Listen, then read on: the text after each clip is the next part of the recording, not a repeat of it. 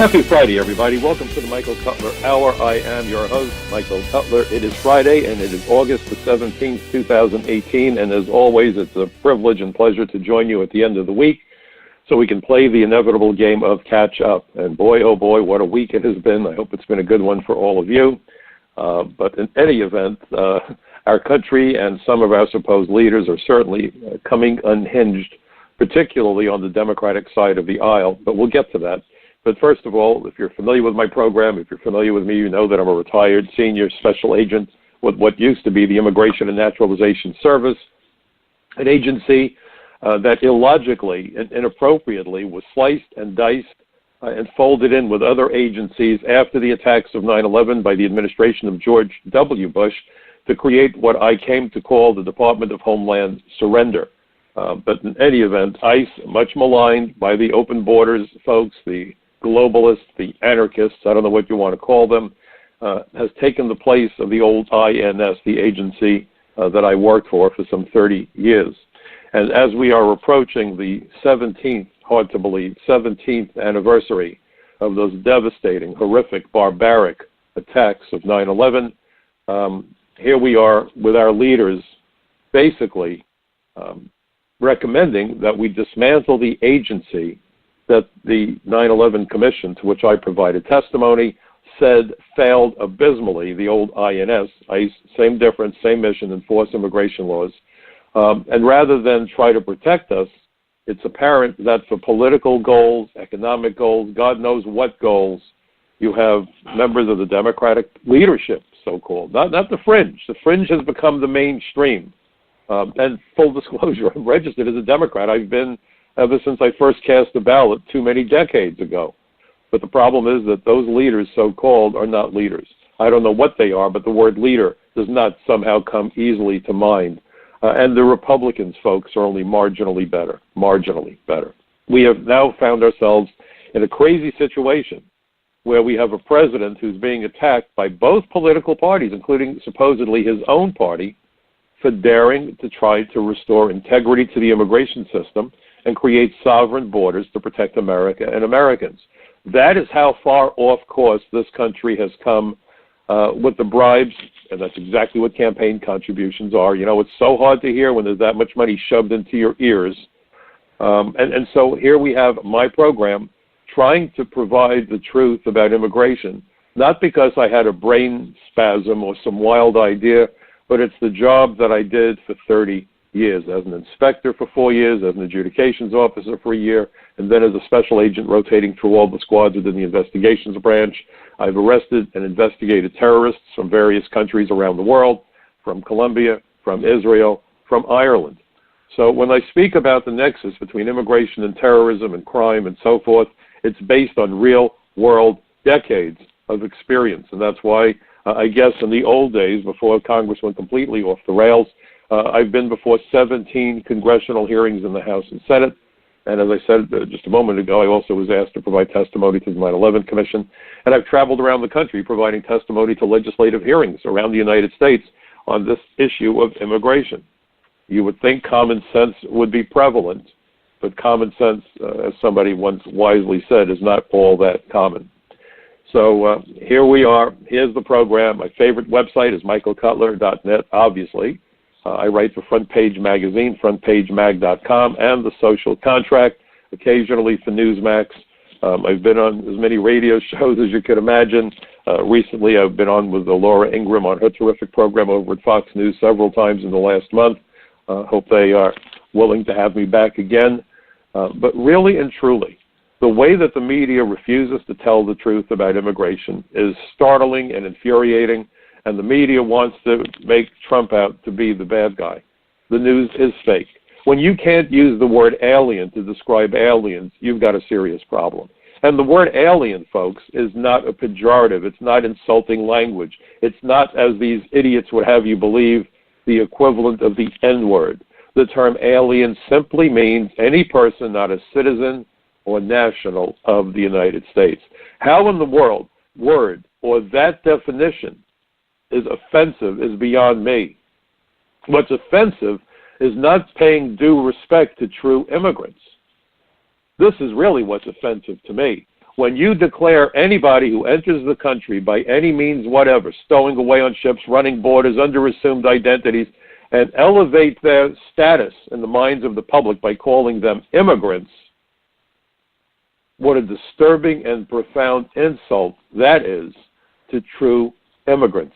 People who've waited years very often and spent lots of money on lawyers to legally immigrate to the United States. And that process, by the way, has, as we will see this evening, many flaws in it. There is an abject lack of integrity to the immigration system. And you know what? That lack of integrity where the immigration system is concerned parallels the lack of integrity of our alleged leaders, who are willing to witness more terror attacks, more gang violence, more massive influx of narcotics and fugitives, and witness more Americans losing their jobs or at the least having their wages decreased by applying pressure through the importation of millions of foreign workers, both legal and illegal. That's what's offensive. That's what should have everybody riled up.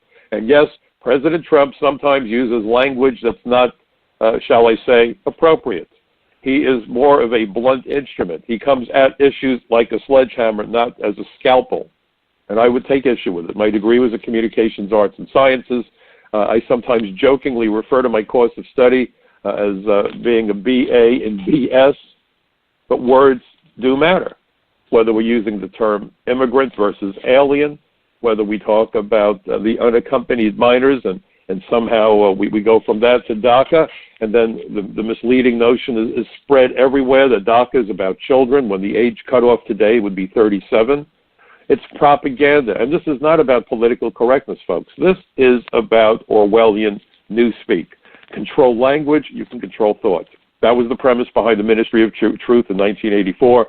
It's a quick and easy read. If you haven't read George Orwell's 1984, I'm giving you a homework assignment. It's not long, and it's not convoluted, and it's not difficult. It was an interesting novel that George Orwell wrote back in 1948. He flipped the numbers to make 1984. And it will give you insight into what the media has become, an outlet for propaganda all too frequently. And when you have people saying, well, we can't use the word alien because it's hate speech, by whose standard? By whose standard is it hate speech to say that somebody from another country who comes to America, is not a citizen, is an alien? That's all we're saying. You come visit me at my home, and if people say, who's this? I could say, well, that's my neighbor, Charlie, or that's my friend, Barbara. But they're not members of my family. They could be my friends or neighbors. They could be my colleagues from work, but they're not family. They're not relatives. Immigrants are the equivalent of saying, these folks are my relatives. They're part of my family. And these other folks are really wonderful people, but we don't have a familial relationship. So if you have a friend that you're not related to, is that something terrible to say to somebody? It's this guy Pete over here. I'm having coffee with him, but Pete is not my relative. He's not my brother. He's not my cousin, but he is a good friend. That's what we're talking about. But what the media has done, starting with Jimmy Carter and his desire to modify the public perception about immigration, it was a brilliant stroke on his part, and the idiots on our side of the argument have never engaged in the proper battle that we need to engage in, to be blunt about it, folks. It is not pro-immigrant to want to take down the borders of the United States of America. That's called anarchy. That's called leaving America vulnerable. We lock our doors at night to make certain that criminals and home invaders and burglars don't gain access, not because we're antisocial, but because we are prudent. And all that I'm suggesting and all that the law requires is that we secure the borders, not against all aliens, but against those who would come here and do harm. And if you go to Title 8, United States Code, Section 1182, it lists the categories of aliens who are to be excluded. And if you listen to the mainstream media, you would probably come to the very wrong, very mistaken, twisted notion that this has something to do with race, religion, or ethnicity. The categories of aliens who are to be prevented from entering the United States start out with aliens with dangerous communicable diseases or who suffer significant mental illness. Why? Because Ellis Island, folks, that we hear so much about by the immigration anarchists, oh gosh, if only they would open up Ellis Island again. Folks, if they reopened Ellis Island, those same yo-yos would be running to sue the government of the United States. Ellis Island was a quarantine station run by U.S. Public Health and by immigration. I wrote an article about it. And in my article about the lies told about immigration is a link to a 1-hour documentary that everybody should have to watch. And it's immigration through the eyes of the immigrants or their immediate kids or immediate relatives, walking through that grand staircase. Why was there this huge staircase going into the main hall? Because the doctors and all the public health people could see if people were getting winded walking up the staircase. If they did, they were probably going to be put back on the boat because they were physically not fit to work. Everything that was done at Ellis Island had two concerns. Remember, when Ellis Island was first established, and by the way, it at the time had the biggest hospital complex in the entire United States, 22 buildings. Hospitals, nurses, all kinds of medical issues were dealt with, except medicine was primitive back then. People died from minuscule infections. Things that wouldn't be a hiccup today killed back then. There were no antibiotics. Medicine was almost witchcraft. You know, it's amazing the progress we've made in a century or a little bit more than a century since Ellis Island opened. So the two big concerns were this. Number one, they wanted to make certain that aliens entering the United States did not have dangerous communicable diseases. That language is still in the law. That's the heritage of Ellis Island. But they also wanted to make certain that people coming to America not only presented the threat of an epidemic, but would be physically incapable of holding down a job and being self-sufficient and supporting themselves. And it's so funny because my mother, may she rest in peace, always used that term, self-sufficient. I can't tell you from the age when I was 9 years old, from that point forward, how many times my mother kept pounding away that you need to be self-sufficient. If I complained that a button came off my coat, she would hand me needle and thread. And I'd say, Mom, I'm a boy. Boys don't do that. I was 9, 10 years old. She'd say, yeah? Well, when you become an adult and you go on a business trip and a shirt and a button comes off your suit, you're going to want to fix it. You need to be self-sufficient. When I was 9 years old, she went to the hospital. She taught me how to make scrambled eggs, 9 years old. Why? You need to be self-sufficient. She came here, by the way, at the age of 13, lived by herself in a rooming house, and worked in an umbrella factory for all of $3 an hour. Of course, back then, $3 an hour is a lot more than $3 an hour today, but even back then, $3 an hour was pitiful. But that's how she subsisted until she made her way in this country, learning the language, working hard, and she was here legally. But for my mother and for my dad was a construction worker. He's first-generation American. In fact, some of his siblings came from Russia, through Ellis Island again. And for my dad, it was the same deal. Fix it yourself. Do it yourself. Be self-sufficient. Don't depend on anybody else. That's what Ellis Island was looking for. Immigrants who could be self-sufficient, self-supporting. They were concerned about mental illness. Again, two reasons. You didn't want some crazy guy running around chopping off heads or raping children. And you also know that somebody who's seriously mentally ill can't work in a job. So the two factors keep coming up again and again and again when you look at Ellis Island. Let's make certain that we don't allow disease in. Let's make certain that the people are self-sufficient. They didn't have computerized databases where it was easy to know if people were criminals the way we can today. But if they knew that somebody was a criminal, out they went. They very often split up families. If the mother of a family had a dangerous disease, everybody else was healthy, the family had to make a tough decision. Does the husband separate himself and his children from his wife and stay in America while she goes home? Or do all of them get on the boat and go home? Maybe the kids will stay with an uncle. Maybe the guy's brother is here and he says to the kids, look, it's much better in America. Stay with my brother because he and his family will take care of you. Families were split up every day of the week on Ellis Island. But today, if we tell people that we're doing this on the border, we have riots and demonstrations by the lunatic fringe. Countries have a right to sovereignty. It's not only a right, it's an imperative. You cannot protect a nation or its people if you can't keep out the enemies who want to kill you. It's just that simple. Immigration is not a minor issue. It is the issue because it impacts every other challenge and threat that confronts America and Americans today. And if I had to compare immigration to any other government agency, I would compare it to the FBI and the Marshal Service looking for the criminals and so forth. But here's something that nobody thinks about. We keep hearing about, let's put the military on the border. Well, in a very real sense, the military is on the border, but at a distance. The mission of all 5 branches of the United States Armed Forces, and I don't care if we're talking about the Navy, the Marines, the Air Force, the Army, or the Coast Guard, all 5 branches, soon to be a 6th branch, the Space Force. If you look at all of those branches, they have a common mission: to keep the enemies of the United States as far from our shores as possible. That's their mission, to make sure airplanes from foreign countries don't penetrate our airspace, or even guided missiles, to make certain that armies don't come across the border, or that naval vessels don't land on our beaches, you know.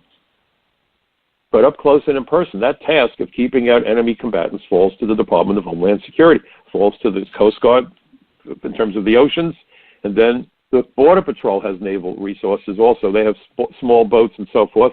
And then ultimately the land of the United States, the entire circumference of the country, is the Border Patrol's domain, but they have precious few agents. And then backing them up are the inspectors at ports of entry who use the law, 1182, to make decisions as to whether or not aliens should be admitted into the United States. I'm very familiar with the job. I did it for the first 4 years of my career. And again, the law drove our decisions. It wasn't about race, religion, or ethnicity. Is the alien dangerous? Does the alien have a disease? Does the alien have a criminal history? Is he involved with terrorism? Does he have warrants lodged by countries overseas because he's a fugitive? And then finally, the concern is aliens who would become a public charge and have a huge impact on our nation's economy.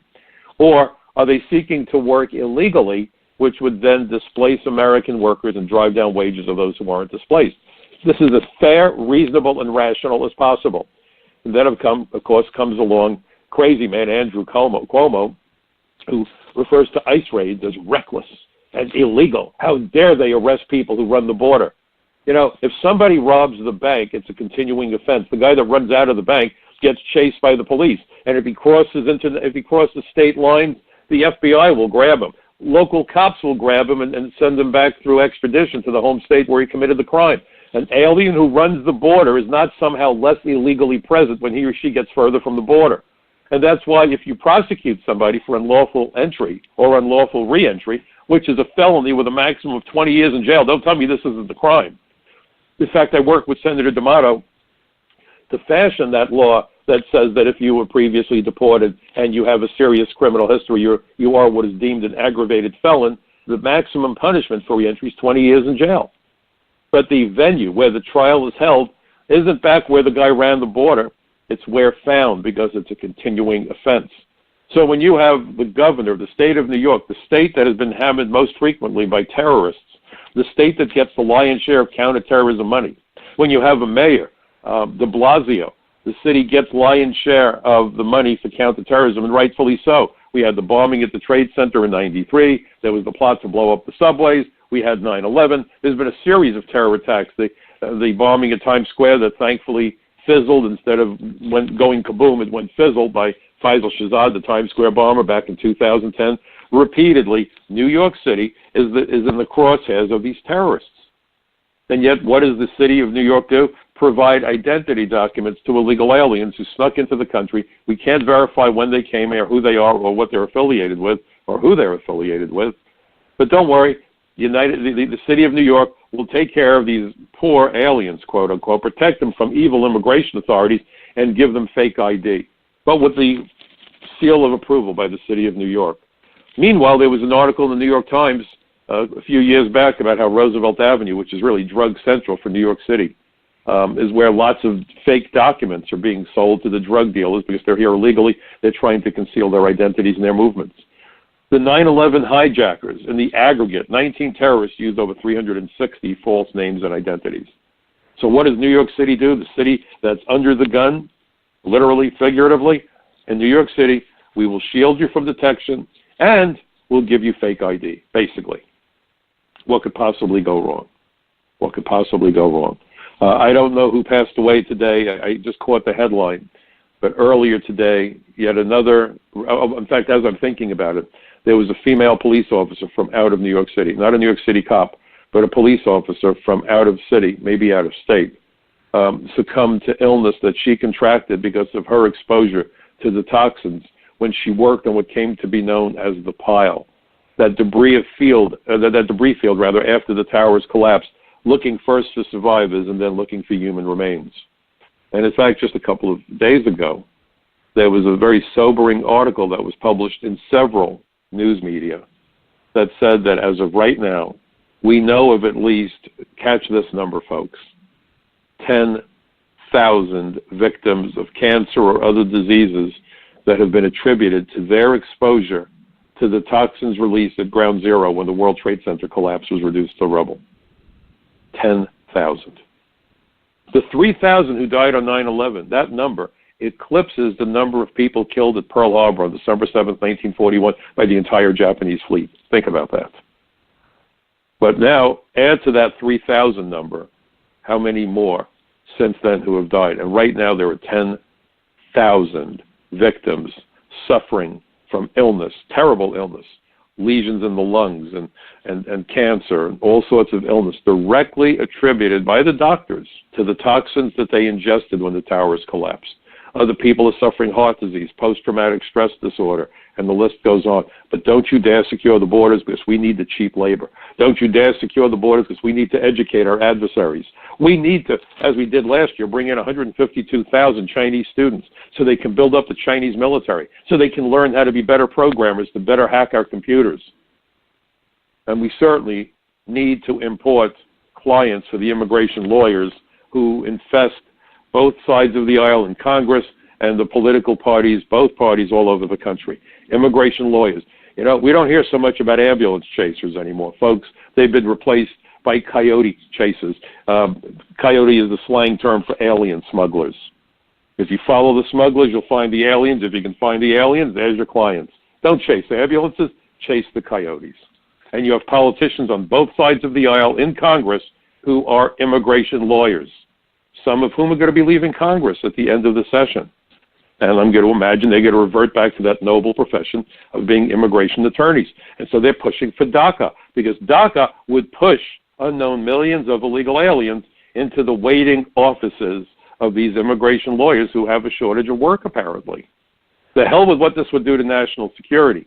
The hell with what this would do to our overflowing school system, where it costs, according to the Congressional Budget Office, 20 to 40% more to educate children who can't speak, read, or write English, which means that money and resources that might have been used to increase education, to improve education, perhaps provide early intervention for children with ADHD and autism. Money's being pulled from those programs because the bigger issue is English as a second language. And so then we're fed this BS. Well, we need to import foreign workers because our kids are doing lousy in school. Our kids aren't doing that badly in school, folks. Believe me, they're not. The reason that reading scores and math scores have fallen through the floorboards has nothing to do with American students. They're doing fine. These are the kids who live in households where the English language is not being spoken.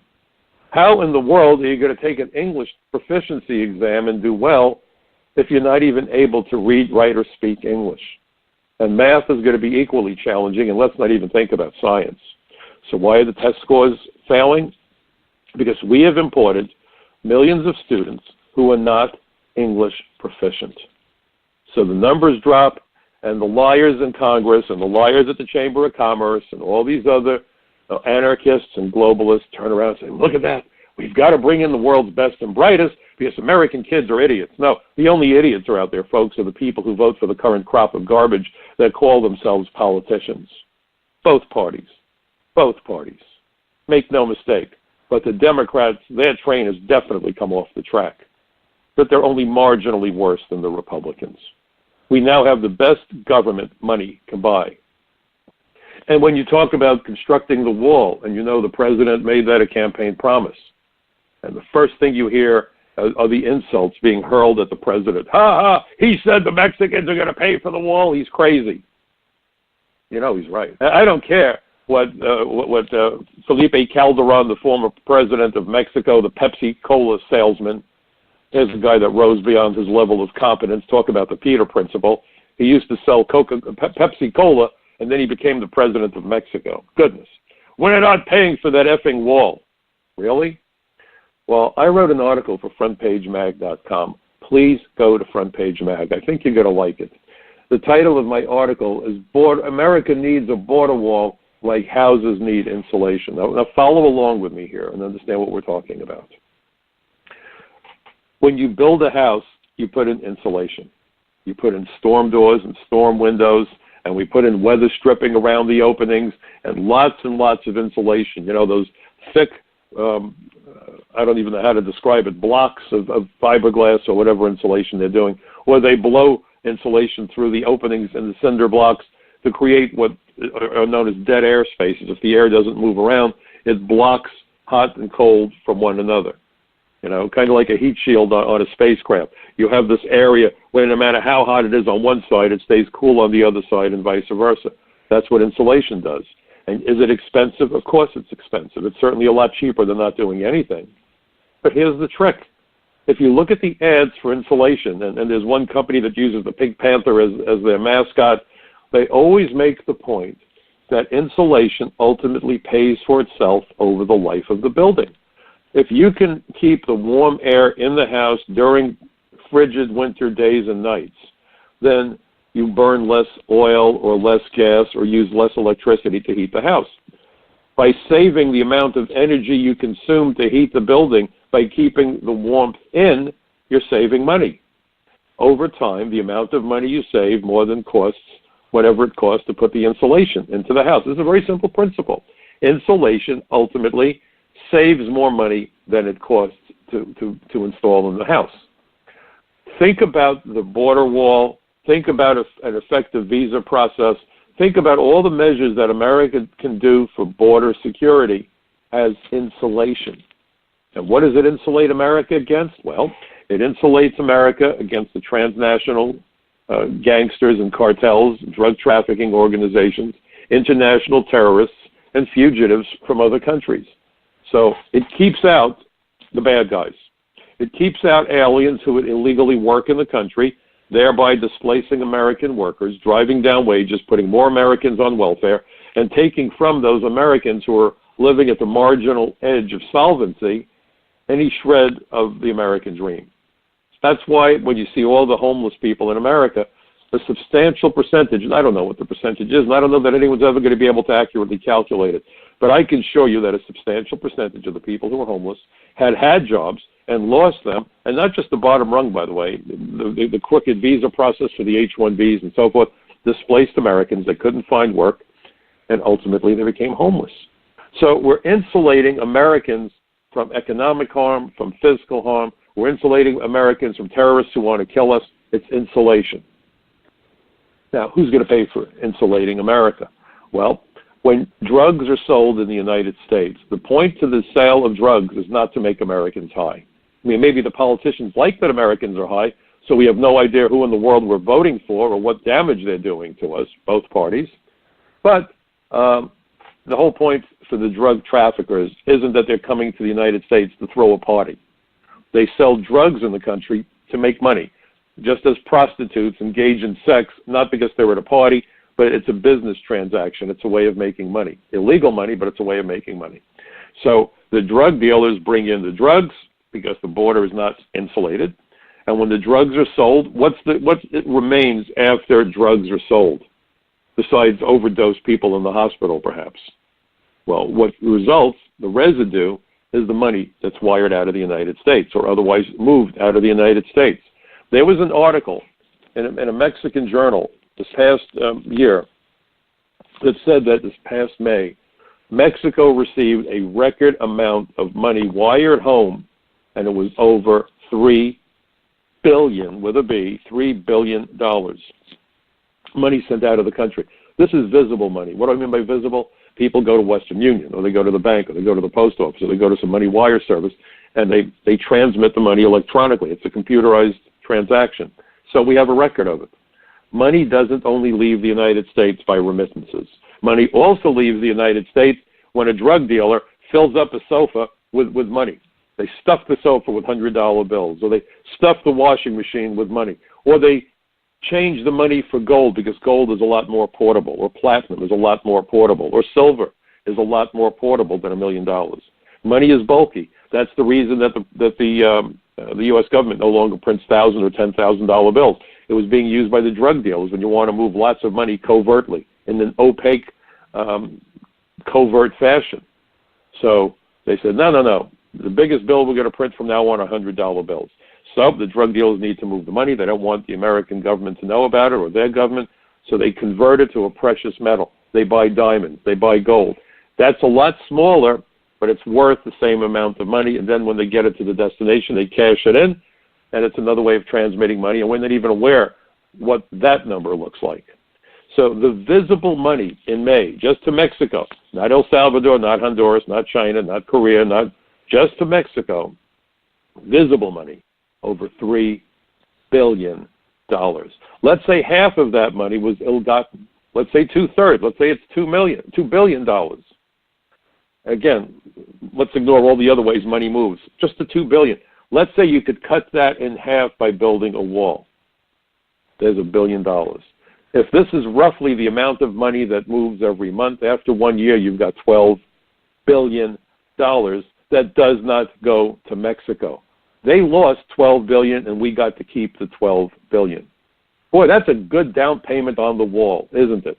So without lifting a finger, without sending America a check, does it matter that Mexico says we're not paying for the wall? They would be, because the remittances, the residue of the drug sale would not be leaving the United States.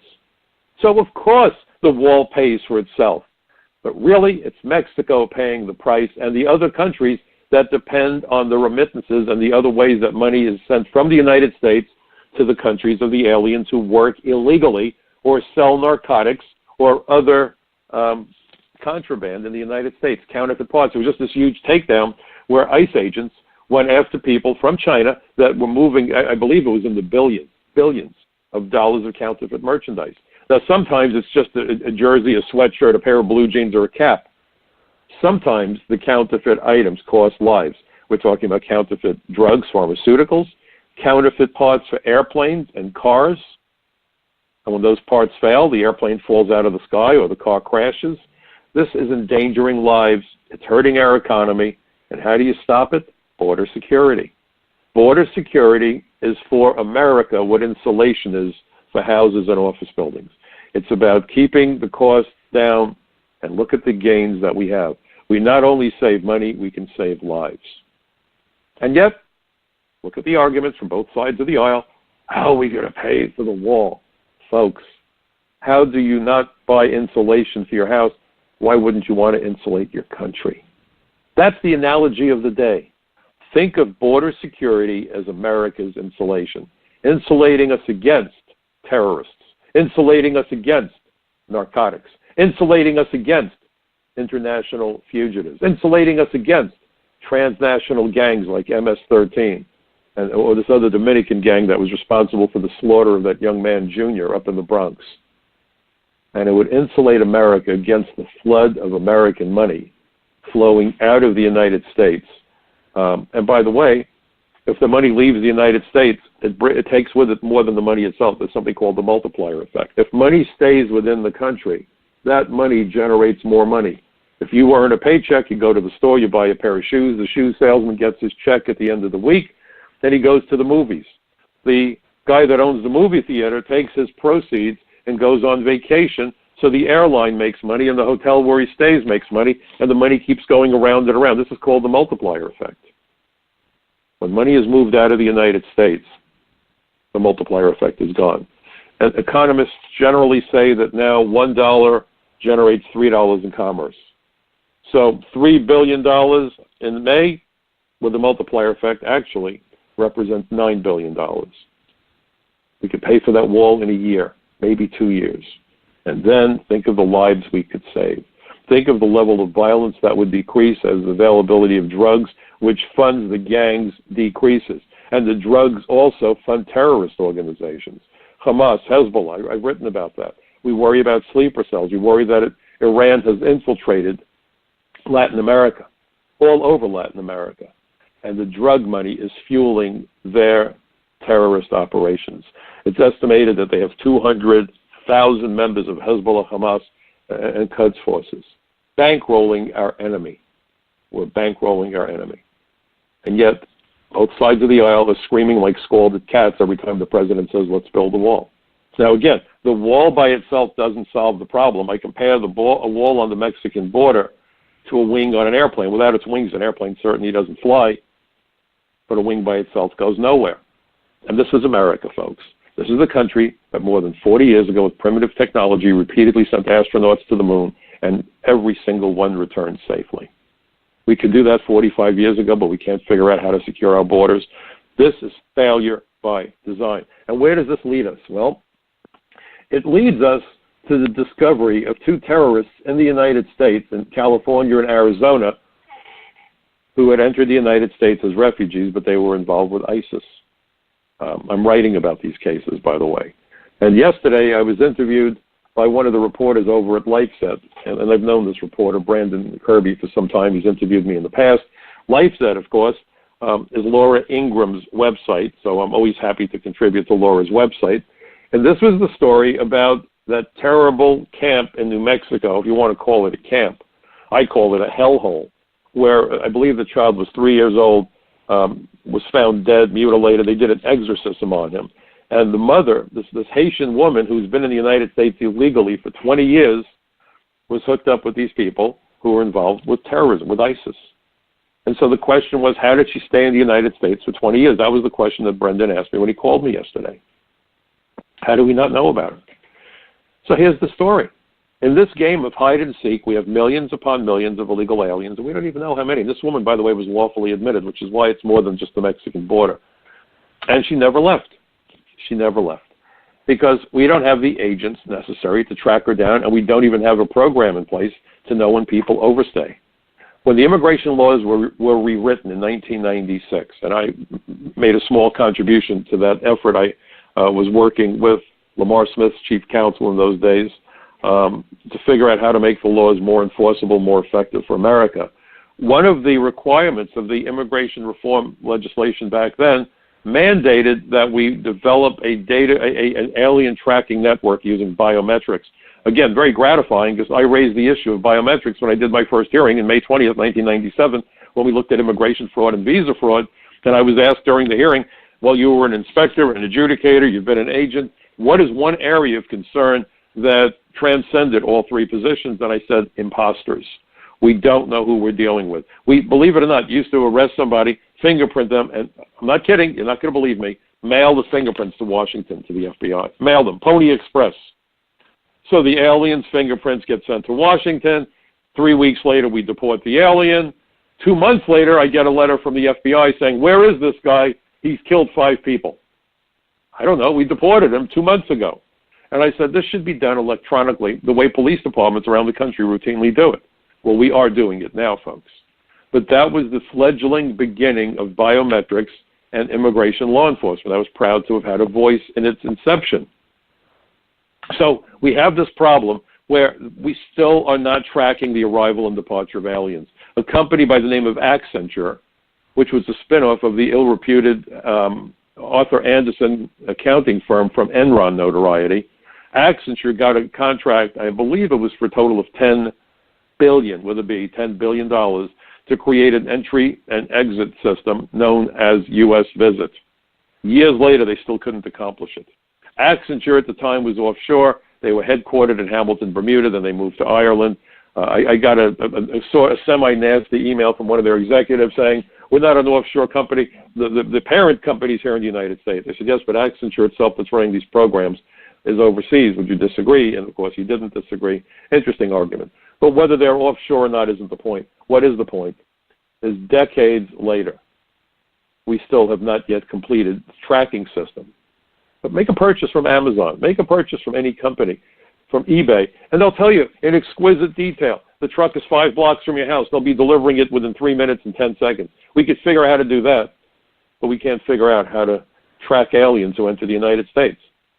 Now, part of the reason, and I told this to the reporter, is something known as the Visa Waiver Program, which should have ended the day after 9/11. On 9/11, we had 26 countries whose citizens did not need visas to come to the United States for 90-day visits. Of course, it doesn't matter if it's 90 days or 9 years, because lots of people don't leave. In fact, last week, they released a statistic that at least 700,000 aliens who were admitted last year did not leave when they were supposed to. So the amount of time doesn't matter. Once they're in, they're in, if we don't do anything about enforcing the law. And we don't have the resources. We have 6,000 ICE agents, a dysfunctional tracking system, And you have a visa waiver program that keeps expanding. And so here's the nexus with the visa waiver program. In order to qualify for participation in the visa waiver program, the countries involved have to have certain prerequisites. They're supposed to use machine-readable passports, and they're supposed to notify us when their passports are stolen, and there have been a number of GAO reports showing that many of them aren't doing what they're supposed to be doing. And then we get to two other points, and there's others also. I'm just giving you an overview, but this is where the rubber meets the road.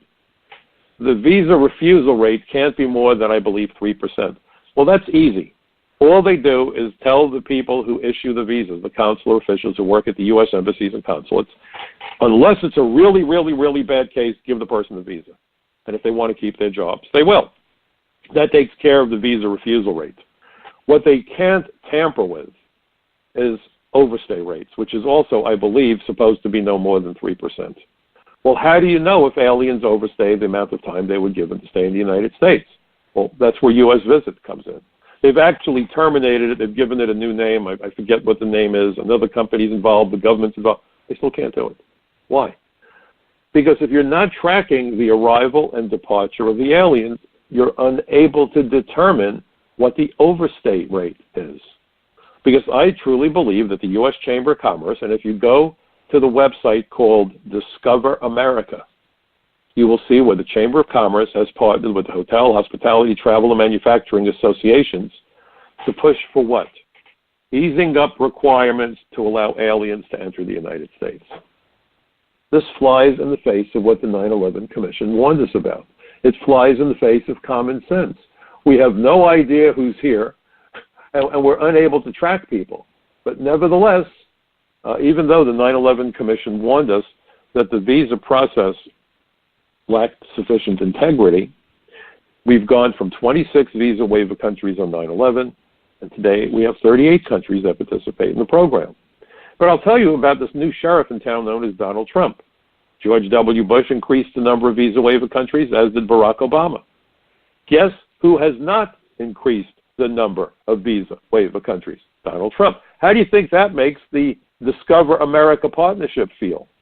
Well, I'm sure they're quite angry, because their goal was to remove all visa requirements if possible. Go to the website, the Discover America Partnership. They rant and rave and rail and scream and yell about how terrible the American government is for making it difficult for folks to come to America and spend their money. I kid you not. 90-year-old women in wheelchairs are being strip-searched when they try to get on an airplane for their last Christmas with their grandchildren or their great-grandchildren, but the U.S. Chamber of Commerce wants America to admit anybody who can walk, crawl, or fly. The fantasy for the U.S. Chamber of Commerce and all their cohorts is a borderless United States of America. That's what NAFTA was about. That's what NAFTA was about. Take down the borders.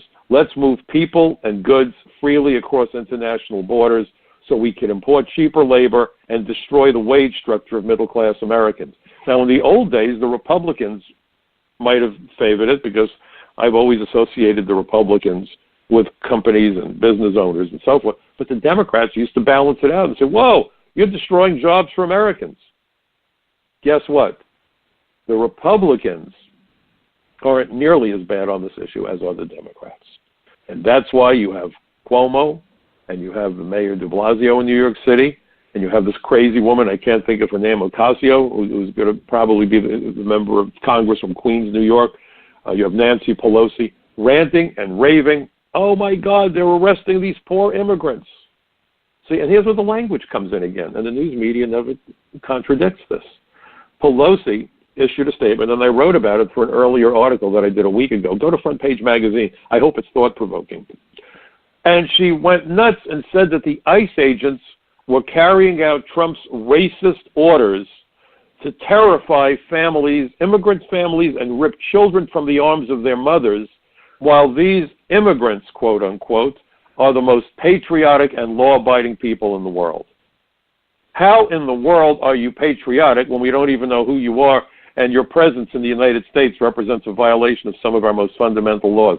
How are you law-abiding if you're here illegally, if you ran our borders, came under false pretenses, and perhaps committed identity theft so you could get fake ID to work illegally in the United States, or conceal your terrorist or criminal activities in our country?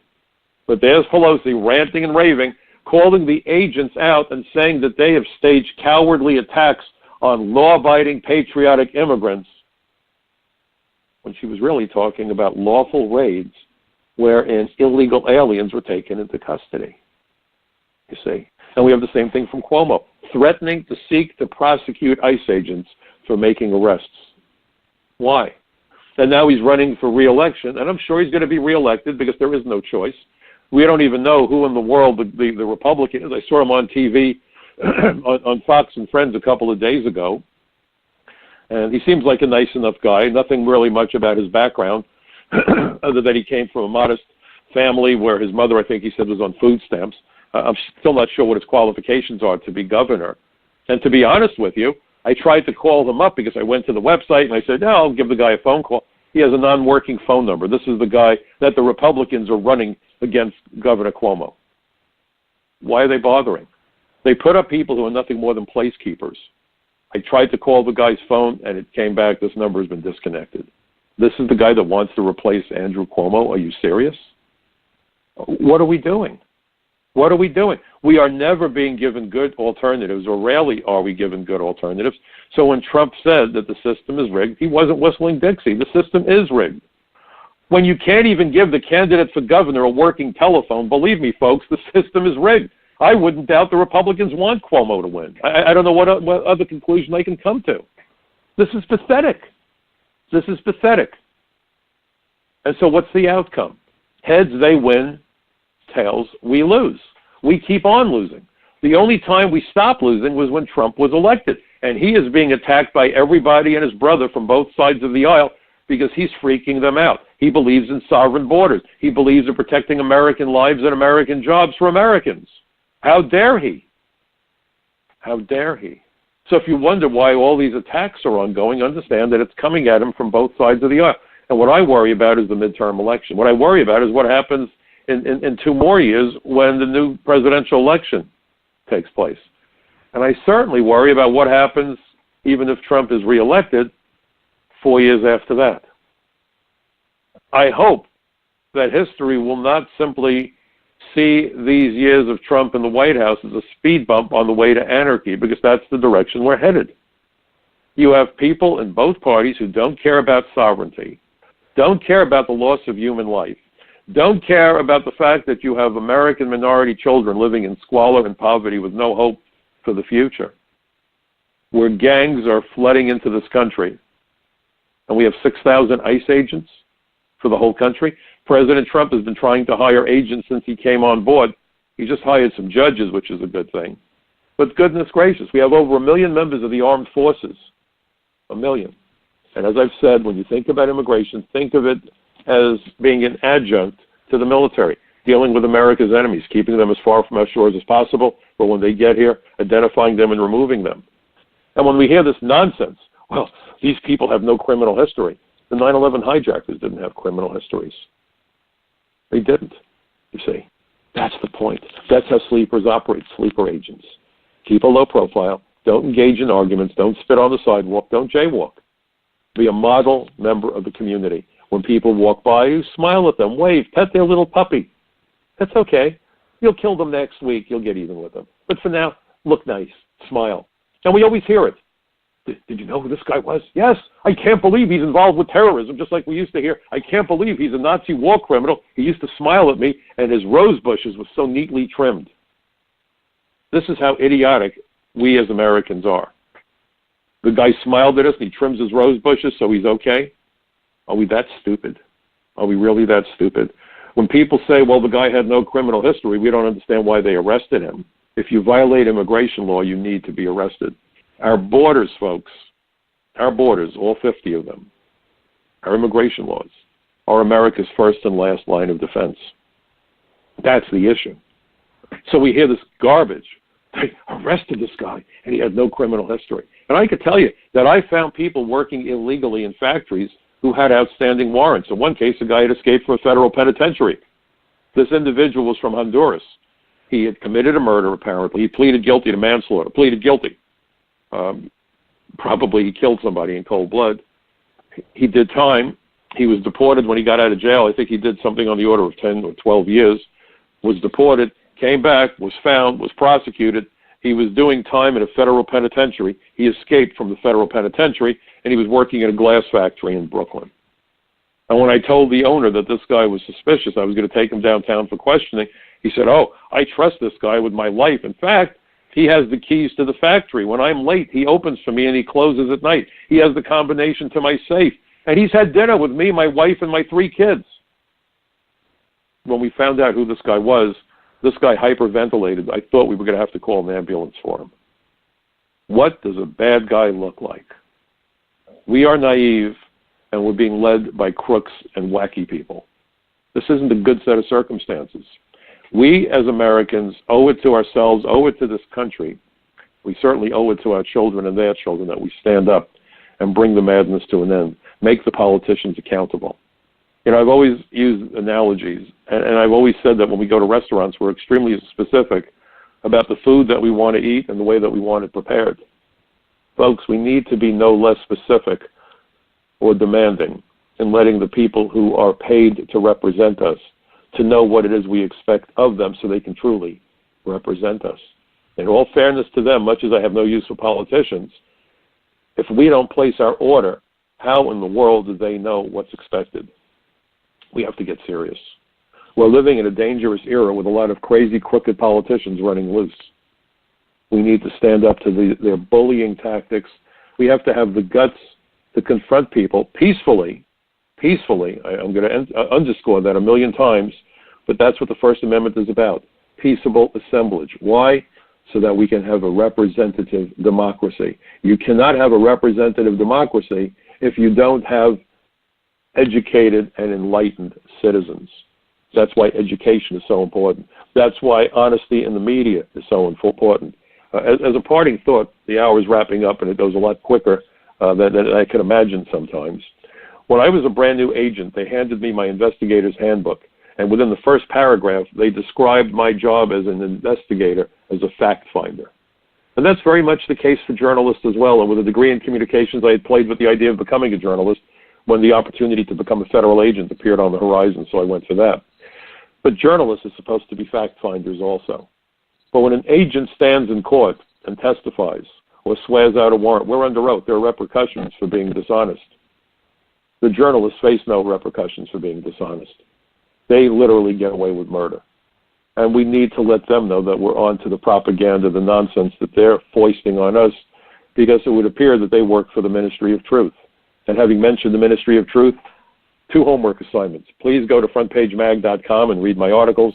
Please get a hold of 1984, read it, and pass it along, and make certain that everybody gets to understand how we are experiencing thought control through language control. Please get involved, folks. You know, democracy is not. So thank you so much for sharing your time with me today. It was a hope for you. I hope that for you it was a good hour as it was for me. Please get involved. Have a great weekend. And I look forward to seeing you again right here next week on the Michael Cutler Hour. And by the way, if you like the program, you like the articles, share the information with your friends and neighbors. Be part of my Bucket Brigade of Truth. So long.